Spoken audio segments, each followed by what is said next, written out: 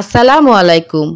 সবাইকে পবিত্র মাহে রমজানের শুভেচ্ছা জানিয়ে আজকের এপিসোড শুরু করতে যাচ্ছি। ইফতারিতে বিভিন্ন রকম শরবতের পাশাপাশি বেশ জনপ্রিয় একটি শরবত হচ্ছে ট্যাঙের শরবত। আমরা কম বেশি সবাই বাজার থেকে কেনা ট্যাং কিনে এনে শরবত খেয়ে থাকি। আজ তৈরি করে দেখাবো কি করে খুবই অল্প খরচে ঝামেলাহীনভাবে বাসায় আপনি ট্যাং পাউডার তৈরি করতে পারবেন। এই ট্যাং পাউডার দিয়ে যে শরবতটা তৈরি করা হবে সেটাও ভীষণ স্বাস্থ্যকর এবং খুবই তৃপ্তি সহকারে সবাই খেতে পারবে। তো চলুন বন্ধুরা, দেরি না করে হোমমেড ট্যাঙের এই রেসিপিটি শুরু করে দেই। Jenny's World is natural learning channel.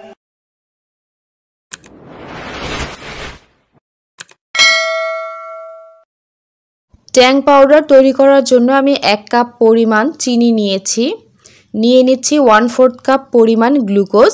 আমি এখানে গ্লাসকো ডি গ্লুকোজটি ব্যবহার করেছি। আরও নিয়ে নিচ্ছি 1/4 চা চামচ সাইট্রিক অ্যাসিড।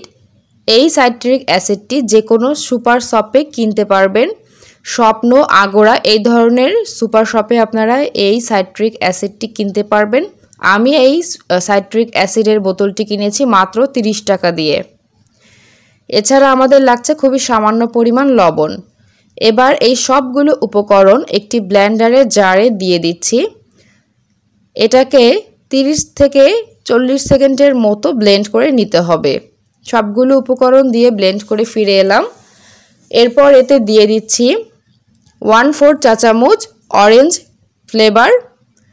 অরেঞ্জ এসেন্স সেটা কিনতে পাওয়া যায় বাজারে। অরেঞ্জ এসেন্সটা দিয়ে আবারও ব্লেন্ড করে নিচ্ছি।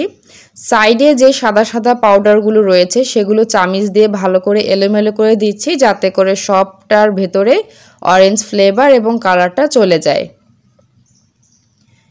আমি এখানে অরেঞ্জ ফ্লেভারের ট্যাংটা তৈরি করছি। আপনারা চাইলে ম্যাঙ্গো ফ্লেভার, লেমন ফ্লেভার অথবা পাইনাপেল ফ্লেভারও তৈরি করতে পারবেন। সব রকমের ফ্লেভারই বাজারে কিনতে পাওয়া যায়। খুব ভালোভাবে ব্লেন্ড করা নেওয়া হয়ে গেল। ব্যাস, খুবই অল্প সময়ে মাত্র 2 মিনিটের মধ্যেই তৈরি হয়ে গেল ট্যাং পাউডার। এটা দেখতে একেবারে কেনা ট্যাংয়ের মতোই হয়েছে। এবার এই ট্যাং পাউডার থেকে আমি ট্যাংয়ের শরবতটাও তৈরি করে আপনাদের দেখাচ্ছি যে এর কালারটা কেমন আসে। 1 চামচ পরিমাণ ট্যাং পাউডার নিয়েছি একটি গ্লাসে। প্রয়োজন মতো পানি ব্যবহার করছি। আপনাদের স্বাদ অনুসারে আপনারা এতে চিনি অ্যাডজাস্ট করে নিতে পারেন। বেশ চমৎকার একটি রং এসেছে। এই ট্যাং পাউডারটি ফ্রিজে রাখা দরকার নেই, বাহিরে যে কোনো একটি কন্টেনারে ভালোভাবে ঢেকে রাখলেই হবে। তবে খেয়াল রাখবেন, যখন এই ট্যাং পাউডারটা ব্যবহার করবেন তখন কখনোই ভেজা চামিচ ইউজ করবেন না। চামিচ যেন সবসময় শুকনো থাকে। সবার সুস্বাস্থ্য কামনা করে আজকের মতো বিদায় নিচ্ছি।